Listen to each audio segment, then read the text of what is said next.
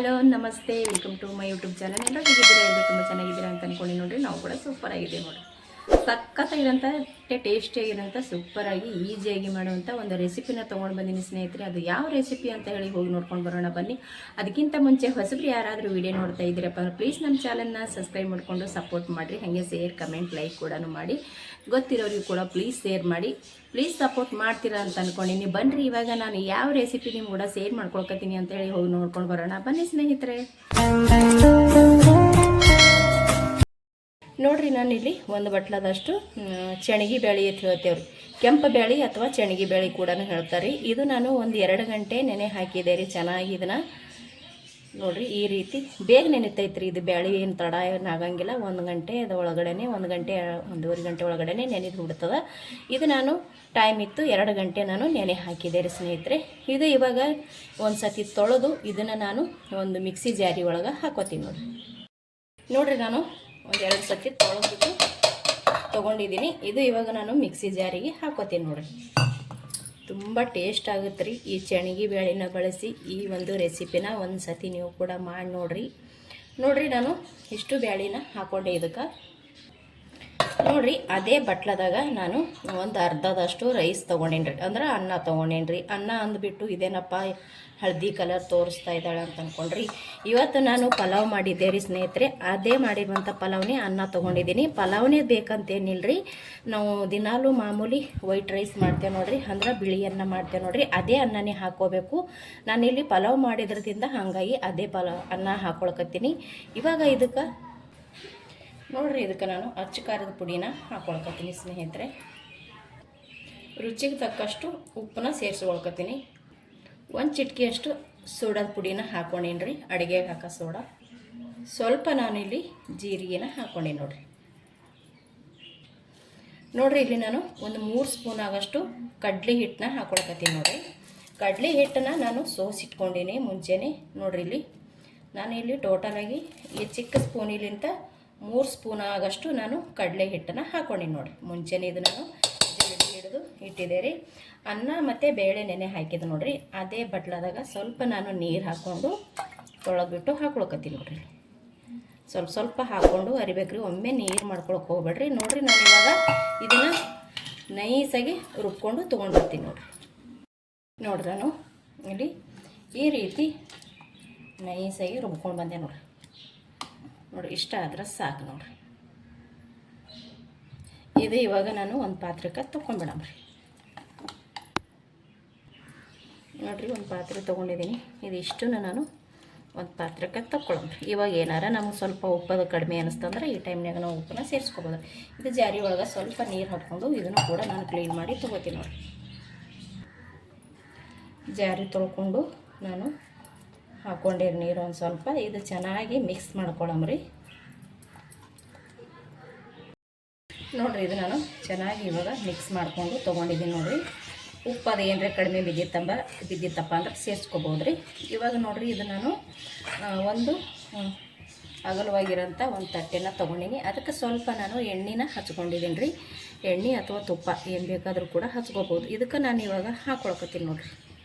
ಇದು ಇಷ್ಟು ನಾನು ಹಾಕಿ ಇದು ನಾನು ಇಡ್ಲಿ ಪಾತ್ರೆ ಒಳಗೆ ಬೇಯಿಸಿ ತೊಗೊಳಕತ್ರಿ ನೋಡಿರಿ. ನೀವು ಬೇಕಿದ್ರೆ ಪ್ಲೇಟ್ ಒಳಗೆ ಹಾಕ್ಕೊಳಕ್ಕೆ ಇಷ್ಟ ಇಲ್ಲಪ್ಪ ಅಂದ್ರೆ ನಾವು ಇಡ್ಲಿ ಮಾಡ್ಕೋತೇವೆ ನೋಡಿರಿ, ಅದೇ ಚಾಚದೊಳಗೆ ಹಾಕ್ಕೊಂಡು ಕೂಡ ನಾವು ಇದನ್ನು ರೆಡಿ ಮಾಡ್ಕೋಬೋದು ರೀ ನೋಡಿರಿ. ಇಲ್ಲಿ ವಿಡಿಯೋನ ಎಲ್ಲಿ ಸ್ಕಿಪ್ ಮಾಡ್ದೇನೆ ಕೊನೆ ತನಕ ನೋಡಿರಿ ಸ್ನೇಹಿತರೆ. ತುಂಬ ಟೇಸ್ಟಿಯಾಗಿರೋಂಥ ಒಂದು ರೆಸಿಪಿ ಇದು ನೋಡಿರಿ. ನಾನಿಲ್ಲಿ ಒಂದು ಪ್ಲೇಟಿಗೆ ಹಾಕ್ಕೊಂಡಿದ್ದೀನಿ ಈ ರೀತಿ.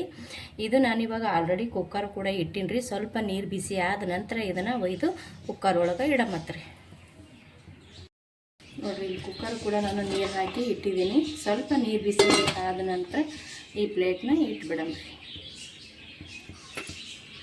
ನೋಡಿರಿ. ಇಲ್ಲಿ ಸಣ್ಣಗೆ ಗುಳ್ಳಿ ಬರೋಕ್ಕೆ ಸ್ಟಾರ್ಟ್ ಆಯ್ತು ರೀ. ಇವಾಗಲೇ ಇದನ್ನು ಇಟ್ಟು ಬಿಡಬೇಕ್ರಿ. ಯಾಕಂದ್ರೆ ನೀರು ನಾವು ಕುದಿಯೋ ಟೈಮ್ನಾಗ ಏನಾರು ಇಟ್ಟಿವಿಯಪ್ಪ ಅಂತಂದ್ರೆ ತುಂಬಾ ಬಿಸಿ ಆಗುತ್ತೆ. ಹಾಗಾಗಿ ನೋಡಿರಿ, ಇದು ಇವಾಗ ನೀಟಾಗಿ ಇಟ್ಕೊಂಡು ನಾನು ಮೇಲ್ಗಡೆ ಮುಚ್ಚಿಬಿಟ್ಟು ನೋಡಿರಿ.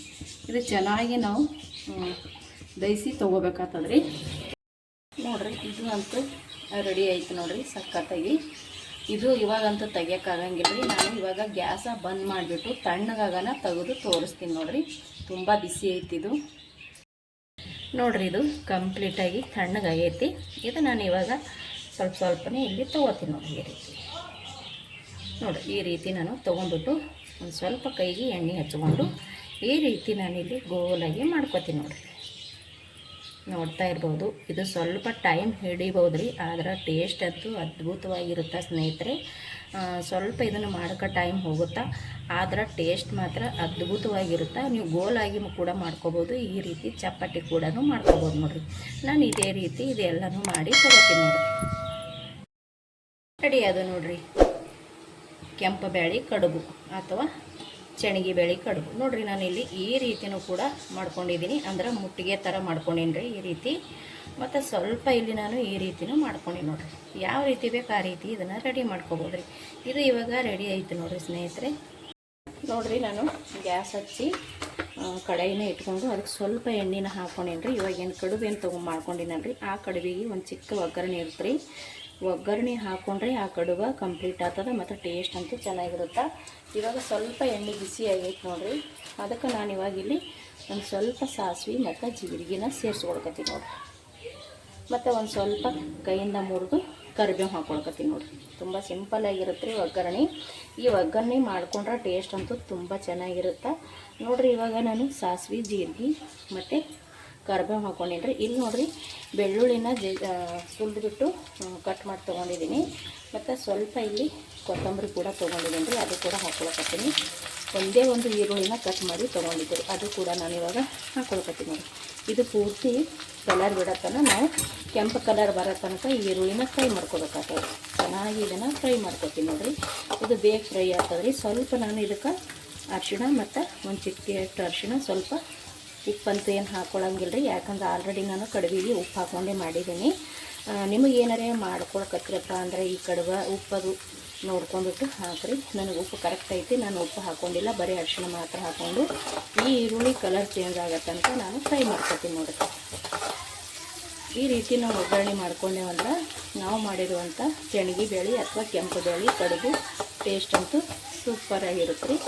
ಇದು ಸ್ವಲ್ಪ ನಾನು ಕಲರ್ ಚೇಂಜ್ ಆಗೋ ತನಕ ಫ್ರೈ ಮಾಡ್ಕೊತೀನಿ ನೋಡಿರಿ. ಇವಾಗ ಕಲರ್ ಕೂಡ ಸ್ವಲ್ಪ ಚೇಂಜ್ ಆಗೈತೆ ರೀ. ಇವಾಗ ಇದಕ್ಕೆ ನಾನು ಅಚ್ಚ ಖಾರದ ಪುಡಿನ ಹಾಕ್ಕೊಳ್ಕತ್ತೀನಿ ನೋಡಿ. ನಿಮ್ಗೆ ಖಾರ ಜಾಸ್ತಿ ಬೇಕಂದ್ರೆ ಜಾಸ್ತಿ, ಕಡಿಮೆ ಬೇಕಂದ್ರೆ ಕಡಿಮೆ. ಖಾರ ನಾನು ಕಂಪ್ಲೀಟಾಗಿ ಈರುಳ್ಳಿ ಕಲರ್ ಚೇಂಜ್ ಆಗಲಿಕ್ಕೆ ಹಾಕ್ಕೊಳ್ಕತ್ತೀನಿ ನೋಡಿರಿ. ಮುಂಚೆನೇ ಹಾಕ್ಕೊಂಡಿವಂದ್ರೆ ಎಣ್ಣೆ ಒಳಗೆ ಫುಲ್ ಕಾಂಟೆ ಎದ್ದು ಬಿಡುತ್ತೆ. ಹಾಗಾಗಿ ನಾನು ಲಾಸ್ಟಿಗೆ ಎಲ್ಲರೂ ಫ್ರೈ ಆದ ನಂತರ ನಾನಿಲ್ಲಿ ಮಿಕ್ಸ್ ಮಾಡ್ಕೊಳ್ಕತ್ತೀನಿ ನೋಡಿರಿ. ಖಾರ ಹಾಕ್ಕೊಂಡು ಬಳಿಕ ಒಂದು ಸ್ವಲ್ಪ ನಾವು ಫ್ರೈ ಮಾಡ್ಕೊಂಡ್ರೆ ಸಾಕು. ಜಾಸ್ತಿ ಮಾಡ್ಕೊಂಡೇವಂದ್ರೆ ಖಾರ ಕೈ ಆಗಿಬಿಡ್ತದೆ ರೀ ನೋಡಿರಿ. ಇಷ್ಟ ಆದ್ರೆ ಸಾಕು. ನಾನಿವಾಗ ಗ್ಯಾಸ್ನ ಬಂದ್ ಮಾಡ್ಕೊತೀನಿ ರೀ. ಗ್ಯಾಸ್ ಬಂದ್ ಮಾಡ್ಕೊಂಡು ನಂತರನೇ ನಾವು ರೆಡಿ ಮಾಡಿ ಇಟ್ಟಿರುವಂಥ ಕಡುಬನ್ನ ಇದಕ್ಕೆ ಸೇರಿಸ್ಕೋಬೇಕು ರೀ. ಇವಾಗ ನಾನು ಗ್ಯಾಸ ಬಂದ್ ಮಾಡ್ಕೊತೀನಿ ನೋಡಿರಿ. ನಾನು ಇವಾಗ ಗ್ಯಾಸ್ನ ಬಂದ್ ಮಾಡಿದೆ. ಇದಕ್ಕೆ ನಾವು ರೆಡಿ ಮಾಡಿ ಇಟ್ಟಿರುವಂಥ ಶೇಂಗಿ ಬೇಳೆ ಕಡುಬನ್ನ ಸೇರಿಸ್ಕೊತೀನಿ ನೋಡಿ. ಇಷ್ಟ ಆದ್ರೆ ಕಂಪ್ಲೀಟಾಗಿ ರೆಡಿ ಆಯ್ತು ನೋಡಿರಿ. ನಾವು ರೆಡಿ ಮಾಡಿ ಇಟ್ಟಿರುವಂಥ ಕಡುಬನ್ನ ಹಾಕ್ಕೊಳ್ಕತ್ತೀನಿ ನೋಡಿರಿ. ನಾನು ಗ್ಯಾಸ ಬಂದ್ ಮಾಡ್ಕೊಂಡೇನಿ ರೀ. ಗ್ಯಾಸ್ ಬಂದ್ ಮಾಡ್ಕೊಂಡೆ ಹಾಕ್ಕೋಬೇಕು. ಇದು ನಾವು ಬೇಯಿಸ್ಕೋಬೇಕಂತೇನಿಲ್ಲ ರೀ ಎಣ್ಣೆ ಒಳಗೆ ಹಾಗೆ, ಯಾಕಂದ್ರೆ ಆಲ್ರೆಡಿ ಇದು ನಾವು ರೆಡಿ ಮಾಡ್ಕೊಂಡಿರ್ತೀವಿ ಕುಕ್ಕರ್ ಒಳಗೆ ನೋಡಿರಿ. ಇಷ್ಟ ಆದ್ರೆ ಸಾಕು. ಇದನ್ನು ನಾವು ನೀಟಾಗಿ ಇದನ್ನು ಮಿಕ್ಸ್ ಮಾಡ್ಕೊಳ್ಳೋಣ ನೋಡಿರಿ. ಸಖತ್ತಾಗಿ ರೆಡಿ ಆಯಿತು ಈ ಮಸಾಲ ಕಡುಬು. ಸಖತ್ತಿರುತ್ತೆ ರೀ ಟೇಸ್ಟ. ಇದು ನಾನಿವಾಗ ಒಂದು ಪ್ಲೇಟಿಗೆ ಸರ್ವ್ ಮಾಡ್ಕೊತೀನಿ ನೋಡಿರಿ. ನಾವು ಒಗ್ಗರಣೆ ಮಾಡ್ಕೊಂಡು ಆದ ನಂತರ ಗ್ಯಾಸ್ ಬಂದ್ ಮಾಡ್ಕೊಂಡು ಬಳಕೆ ಈ ಕಡುಬನ್ನ ಮಿಕ್ಸ್ ಮಾಡ್ಕೋಬೇಕ್ರಿ. ಇದು ನಾನು ಇವಾಗ ಒಂದು ಪ್ಲೇಟಿಗೆ ಸರ್ವ್ ಮಾಡ್ಕೊತೀನಿ ನೋಡಿರಿ. ರೆಡಿ ಅದ ನೋಡಿರಿ, ಕೆಂಪು ಬೇಳೆ ಅಥವಾ ಶೇಂಗಿ ಬೇಳೆ ಕಡುಬಂತೂ ಸಖತ್ತಾಗಿ ರೆಡಿ ಆಗ್ಯದ್ರಿ. ಇದಕ್ಕೆ ನೀವು ಬೇಕಿದ್ರೆ ಇನ್ನೂ ನಿಂಬೆ ಹುಳಿನ ಹಿಂಡ್ಕೊಂಡು ತಿನ್ನಿರಿ. ಟೇಸ್ಟ್ ಅಂತೂ ಇನ್ನೂ ಚೆನ್ನಾಗಿರುತ್ತೆ, ಸಖತ್ತಾಗಿರುತ್ತೆ. ಒಂದು ಸಲ ತಿನ್ನೋಕೆ ಶುರು ಮಾಡಿದ್ರೆ ಪದೇ ಪದೇ ಮಾಡ್ಕೊಂಡು ತಿನ್ಬೇಕಂತ ಅನಿಸುತ್ತೆ ನೋಡಿರಿ. ತುಂಬ ಒಳ್ಳೆಯದು, ಆರೋಗ್ಯಕ್ಕಂತೂ ತುಂಬ ಒಳ್ಳೆಯದು ಅಂತ ಹೇಳ್ತೀನಿ. ಟೇಸ್ಟ್ ಅಂತೂ ಅದ್ಭುತವಾಗಿ ಆಗೈತೆ ನೋಡಿರಿ. ಬಾಯಲ್ಲಿಟ್ಟರೆ ಸಾಕು ಕರಗುವಂಥ ಈ ಕಡುಬು ರೆಡಿ ಆಗೈತೆ ನೋಡಿರಿ.